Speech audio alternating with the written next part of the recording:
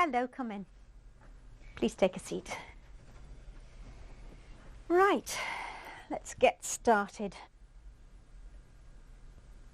This is the speaking test of the International English Language Testing System taking place on Saturday the 11th of March at Beacon Centre, centre number BN367. The candidate is Sabrine Valancheri and the candidate number is 0003400.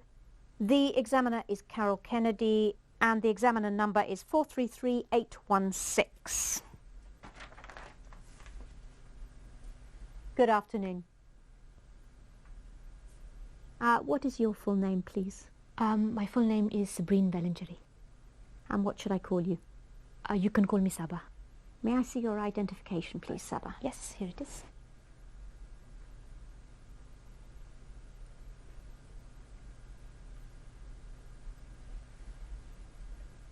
Okay.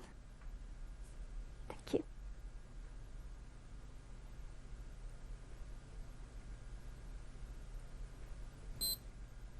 Now, in this first part, I'd like to ask you some questions about yourself. Let's talk about where you live. Where do you live in your country? I live in Hyderabad, which is the capital of Andhra Pradesh, in the southeast of India. It is a very big city. About 7 million people live there. And is it an interesting place to live? Oh yes, a very interesting place to live. Hyderabad has a very long history. So there are lots of ancient forts, mosques and other monuments. There is a very beautiful lake and there are also lots of wonderful markets. And will you live in Hyderabad in the future? Yes, I think once I finish my studies here, I'll go back to Hyderabad. My husband is from Hyderabad too, so I think we'll stay there. Now let's talk about hobbies and interests. What hobbies and interests are popular in your country? People have many different pastimes in my country. I think the most popular these days are things like gardening and do-it-yourself, which is when people, well, usually men, make things for their home. I think women tend not to have too many hobbies. You can't really call shopping a hobby. I think in the past, women used to fill up the leisure time that they had. You enjoy? Well, like a lot of people, my work takes up a lot of my time. And at the weekend, I like to meet up with my friends or go out with my husband. So I don't really have much time for hobbies. But I do a lot, especially history and biography.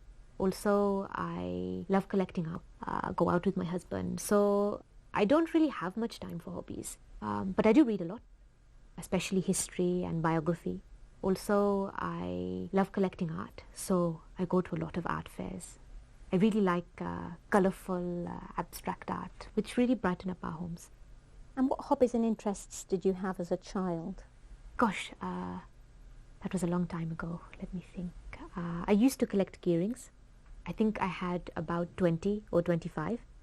They were silly things really, but fun for a small child. I used to like painting and drawing. My parents were very supportive and they bought me a lot of oil paints, but I'm not really very talented. I also played the clarinet. I was in a junior orchestra. I remember once we played a concert and my reed broke during the first piece, and so I couldn't make any sound. And do you think parents should encourage their children to have a hobby or interest? Oh yes, very much so. I think it is very important for children to have something other than school, television and computers. Sometimes a hobby can turn into a very successful career, but even if it doesn't, it can help the child develop as a person as they learn about new things and meet new people who share the same hobby. Now let's move on to talk about the weather. Do you prefer hot weather or cold? I think I prefer cold weather. I know most people prefer hot weather, but it is always so hot in my country that it is a nice change to feel the cold. Of course, in the cold, it's very easy to put on a hat and gloves to keep ourselves warm. Tell me about the weather in your country at different times of year. India is so big that there are many different climates. So I'll just talk about the weather in Hyderabad. Generally, we have a tropical wet and dry climate. That means that the summers, March to June, are hot, over 30 degrees, and very humid. Sometimes it can reach over 40, which is just unbearable. At the end of the summer, the monsoon comes, and it rains for about 3 months. After the rainy season, it's winter, which is quite short, just a couple of months. Which time of year did you enjoy most as a child? Well, I think like most children, I would say the summer, when we had the long school holiday. But I always preferred spring. There's something so lovely about when everything starts to grow again after the winter. You can almost smell it in the air. And has the weather changed much in your country in recent years? I don't think so, really. I know that in some countries the climate has been changing because of global warming, but where I live it seems to be the same. Just heat and rain. I have noticed something. In recent summers, when it's very hot, there have been many water shortages. I don't remember that happening when I was younger. Thank you. Now I'm going to give you a topic, and I'd like you to talk about it for 1 to 2 minutes. You have 1 minute to think about what you're going to say, and you can make some notes if you wish. Do you understand? Yes. There's your paper and pencil. And here's your topic. I'd like you to describe a gift or present that somebody gave you recently.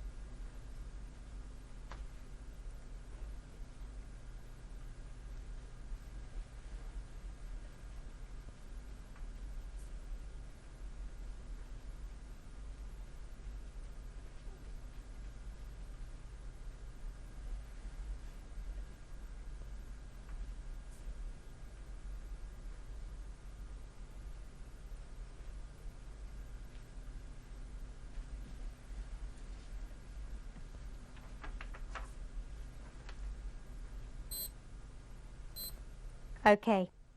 Now you have 1 to 2 minutes for this, so don't worry if I stop you. I'll let you know when the time is up. Could you start speaking now, please? I'm going to talk about a present my husband gave me last year for my birthday. We had gone to Istanbul for a few days. My husband had always wanted to go there. Anyway, we had a few days holiday from work, and we decided to fulfill my husband's dream. As I said earlier, I'm really interested in art, and so even though I had no real desire to go to Istanbul, I was totally captivated by all the beautiful buildings and the wonderful arts and crafts that were available there. The Blue Mosque was my favorite building. From the outside, it looks just like a typical Ottoman mosque, but inside it is quite startling. The large windows with the light reflecting on the exquisite blue tiles made it just breathtaking. I asked one of the guides about the tiles, and she told me that they were from Iznik and that they are still made today. When we left the Blue Mosque, we walked down a pedestrian lane full of shops, including some tile shops.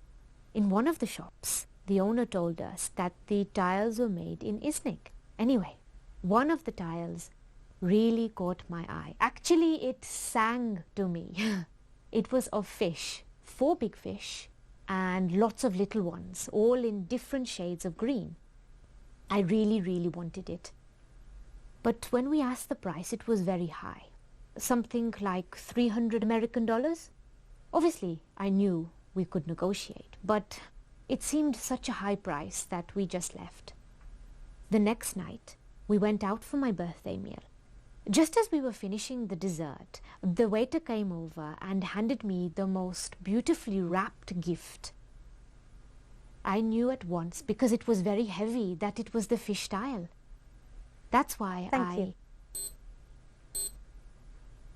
And does this person often buy you presents?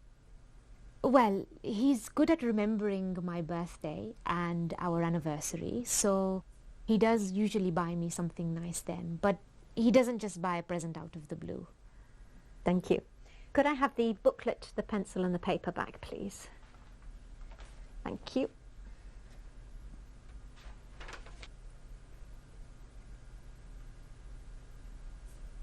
Now, you've been telling me about a present you received, and I'd like to ask you some more general questions related to this. So let's talk about attitudes to gifts. Can you tell me something about how people feel when they receive a homemade gift and when they receive a shop-bought gift? Well, I think as with everything, it depends on the person and the gift. When a grandchild makes something for their grandparents, like a bookmark or a clay pot that they've made at school, then obviously their grandparents will treasure it. For adults, I think it's a bit different. If people are going to give homemade gifts, then they need to be of really good quality. Why do you say that? Well, when children make things, it's the thought that counts. But when it's adults making things, it has to look like the present is a proper present, rather than something they've made just because it's cheaper. Of course, the thought still counts, and in many ways, our time now is more important or precious than money. So if somebody has spent a lot of time making a gift, it will mean a lot. But if someone has made some chutneys or pickles or some other type of food, then it has to be edible and taste nice as well. So what about shop-bought gifts? Most gifts these days are shop-bought, and there isn't really anything wrong with that. What is important, I think, with a shop-bought gift is that the person buying the gift should spend some time thinking about what the other person would really appreciate. It's no good a husband going into a perfume shop and buying the first perfume he likes. He needs to see what perfume his wife is wearing. That shows his wife that he's paying her attention. And do you think that children get more pleasure receiving gifts than adults do? Yes and no. Obviously, children love receiving gifts, but children do generally get a lot of gifts. Children these days are spoilt and they get too many gifts. So the more gifts they get, the less they value them. Adults, on the other hand, generally have the resources to buy things for themselves. So if they really want something, they can buy it.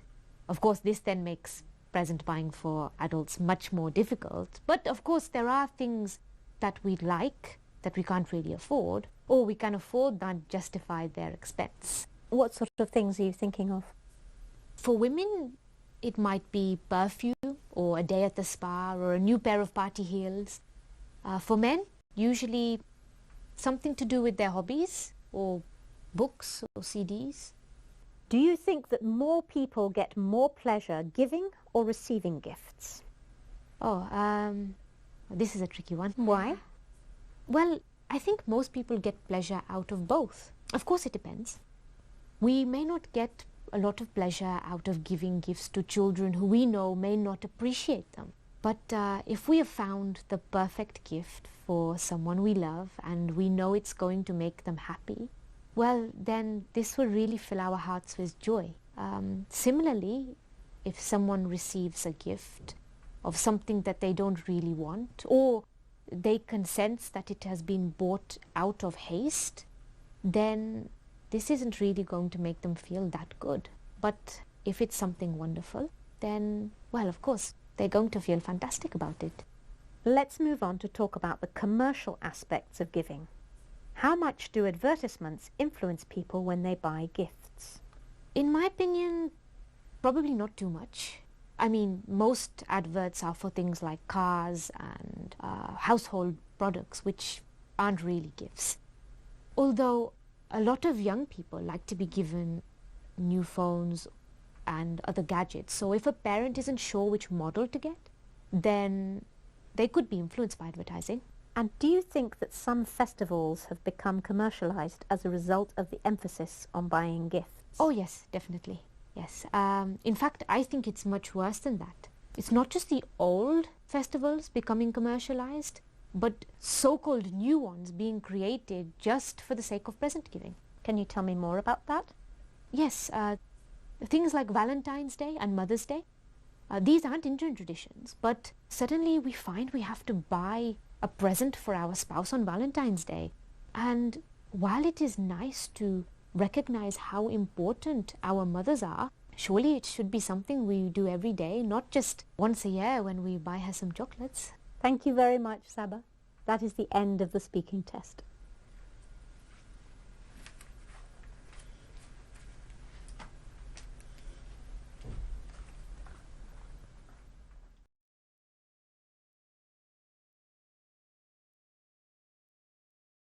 My name is Carol, and I was the examiner in this speaking test.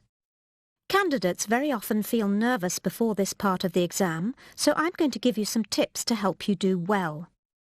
I will give you some general advice about the test, and then some tips for each section. Firstly, remember that you are marked on your ability to use English to answer the questions the examiner asks. You are not marked on your ideas or opinions. It's okay to change your mind halfway through the answer to a question. Just say, "Sorry, what I mean is," and carry on. Fluency doesn't mean speaking quickly.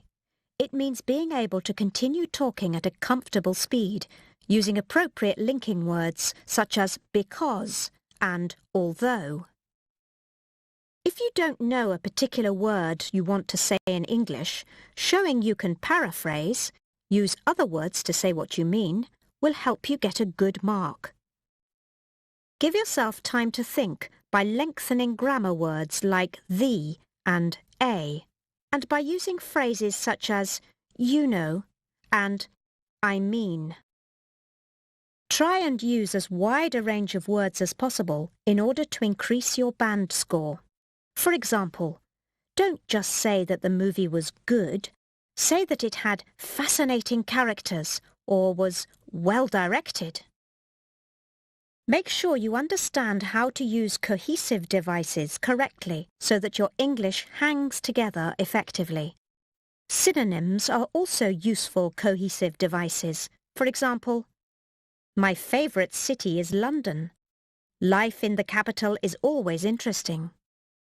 Now let's talk about part 1. This part is the introduction in the form of a short interview about yourself. This is about 4 or 5 minutes long, and to get a good mark in this part, you need to expand all your answers to about 3 sentences.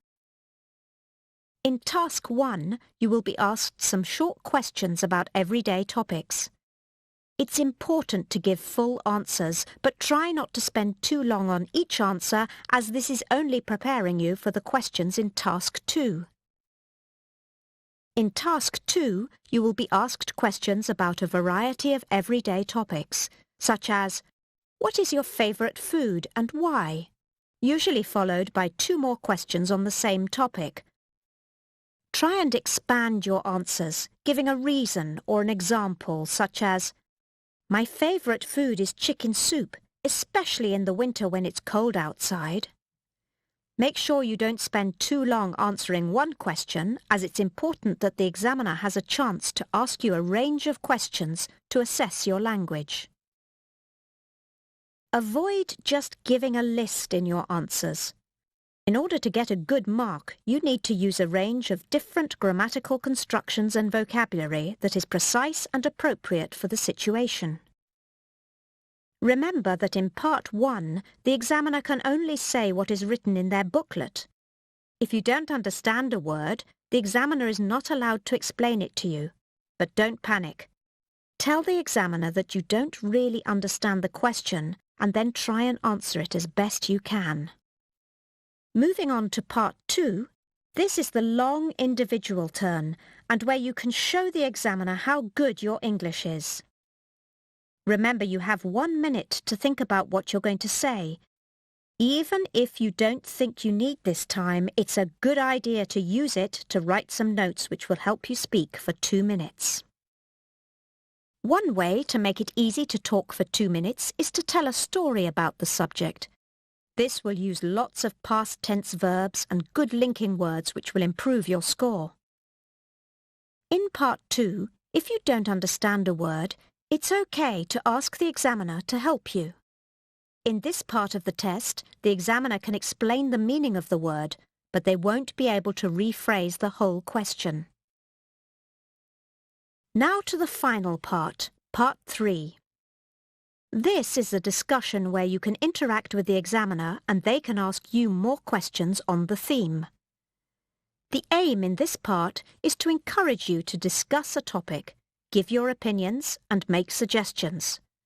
The most important thing about Part 3 is that these are general questions, either about people in your country or the world in general. To get a good score in this part of the test, try not to focus on your own personal experiences. For example, in a question like, "What jobs are most respected in your country?" you need to discuss jobs in your country, not talk about your own work. The questions that follow will encourage you to put forward an argument to support your view. And finally, remember the examiner will not be looking out for your mistakes, but for the good English that you use so that they can give you a good mark. We wish you good luck and hope you are successful in the IELTS speaking test. Goodbye for now.